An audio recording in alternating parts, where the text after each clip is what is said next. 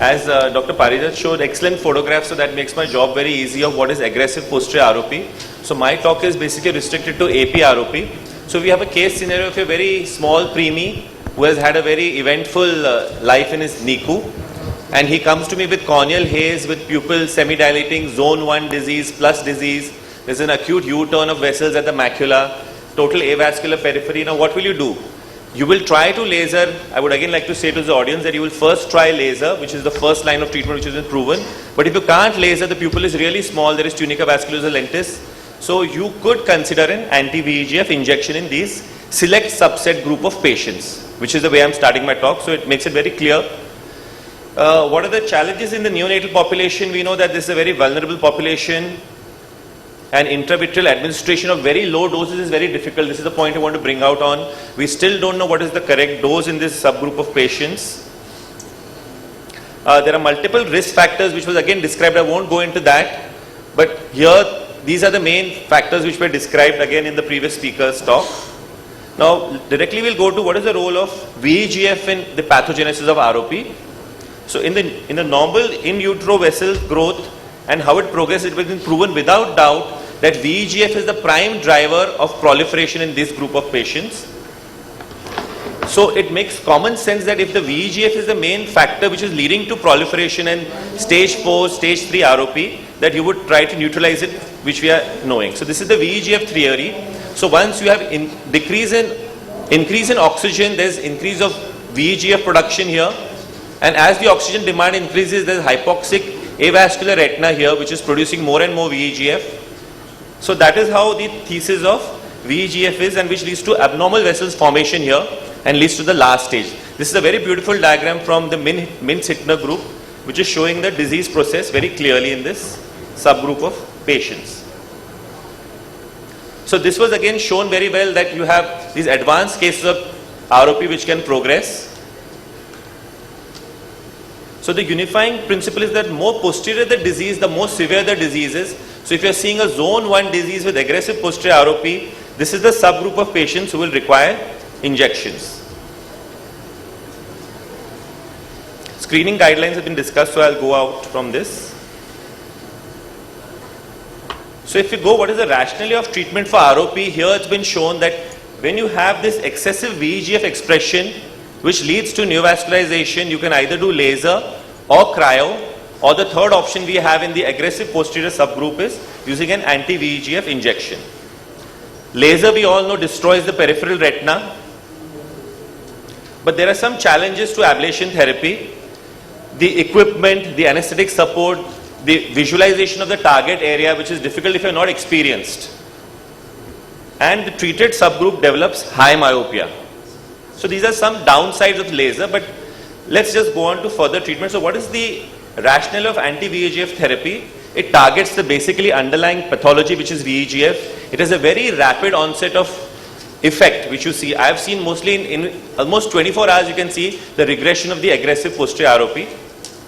It may allow retinal normal revascularization to resume, which is again doubtful. I'm just saying this could be one of the things. And it's technically less demanding than a laser therapy. Laser therapy is back-breaking. You should be very competent. You should have a lot of experience. You will say, I'm not trying to trivialize it, that it's just easy to poke a needle into the eyes, but it's relatively easier if you're experienced and you know from where to go in from, you know. So what are the basic, it's a game changer. These are the main advantages which we said.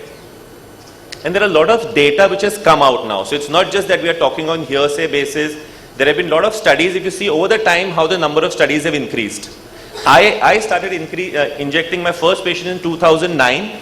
It was very controversial, but you can see the number of studies which have come out over the time. This is a 2015 paper. ROP study by the Mintz-Hittner group was basically what was the path-breaking study which was there. So let us talk about the three key questions which I want to talk about.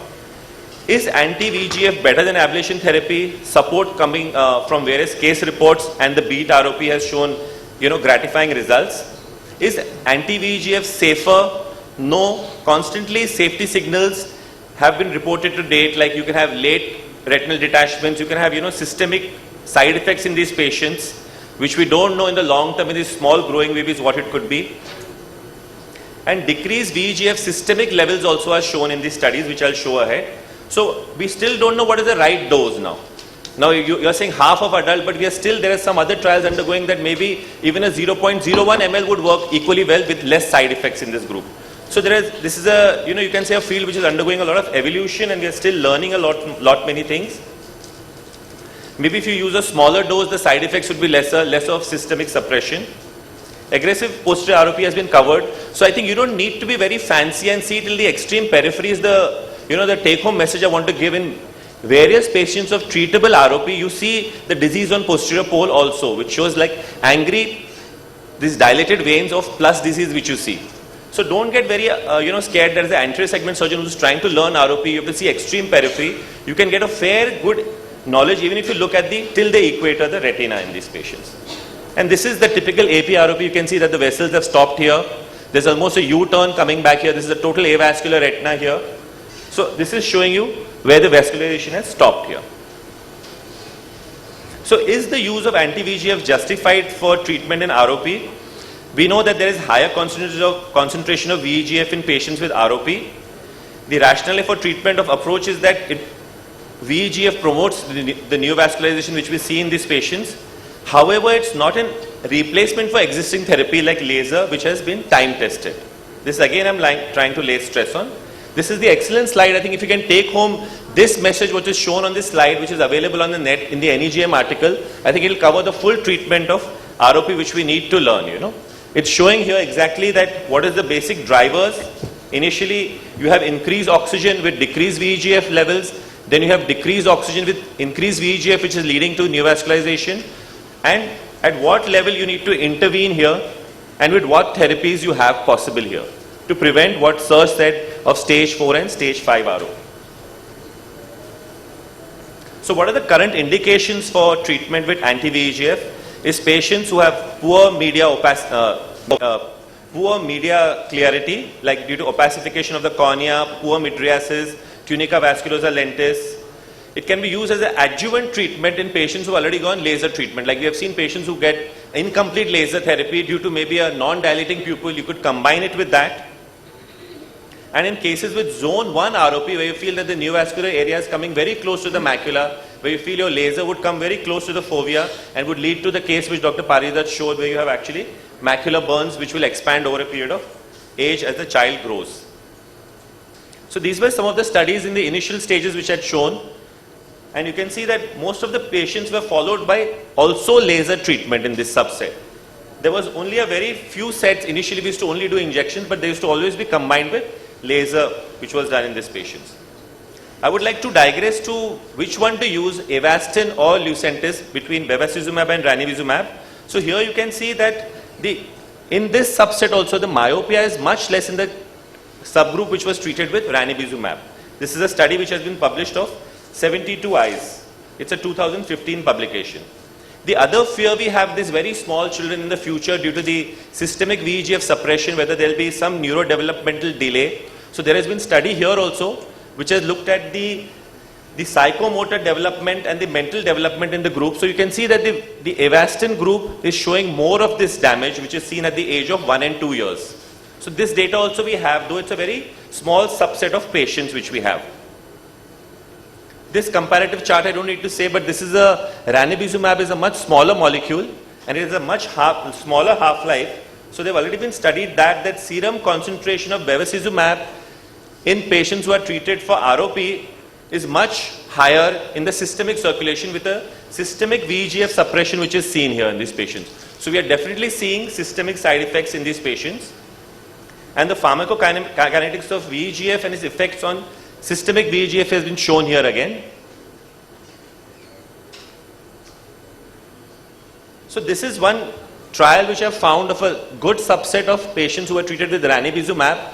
I also in my subset of patients don't use Avastin, I use Ranibizumab, and now with the stricture coming from the government of India also, I think we are safer in using this drug in these patients. So this was a group of only intravitreal Ranibizumab, and this is a combination of laser with Ranibizumab. And see the regression. This is the photograph from their study. See the regression of the angry looking diseases in 6 days. And typically I've seen that after we inject these patients, typically where the neovascularization is there, you tend to develop retinal hemorrhages and preretinal hemorrhages in that area. And this is at 6 months. You can see still the periphery is avascular. This is our study briefly. I'll take 1 more minute. It's about 20 patients whom we have treated over a period of time, and we have followed almost 6 years in these patients. They were very small preemies, and they had a presentation in zone 1 disease with corneal haze and media opacity was there with iris neovascularization. So it's a very select subgroup of patients we have treated.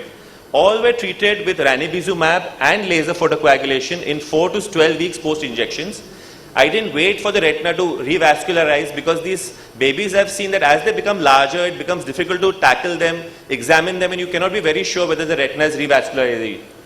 They all received laser using indirect diode laser. I prefer to use the 810 diode laser in these patients. This was followed, some patients of my subgroup who had well dilated pupil, and in spite of doing full laser, I found that there was no regression of the AP-ROP. They received later injections. And 3 patients in the subgroup received primary injections because of the tunica vasculosa lentis. So we had improvement in 48 hours, and within the next 7 days, the AP-ROP significantly regressed, but the areas showed hemorrhages, as I said. The laser reach was very good after the pupils dilated, and we had clear corneas in the end. And myopia development was reduced. This is a 5-year follow-up which we have of this small subset of patients. So this is how we see the regression with laser of the aggressive posterior ROP. So what is the rationale of using Ranibizumab? It's basically a low molecular weight. It is a shorter half-life as compared to Avastin, and that's why it made us to sense to use this, because there's less of systemic side effects. And there is an ongoing study which has now been started by the Novartis company of comparing Lucentis versus laser in AP-ROP. Thank you very much, sir, for your patience here.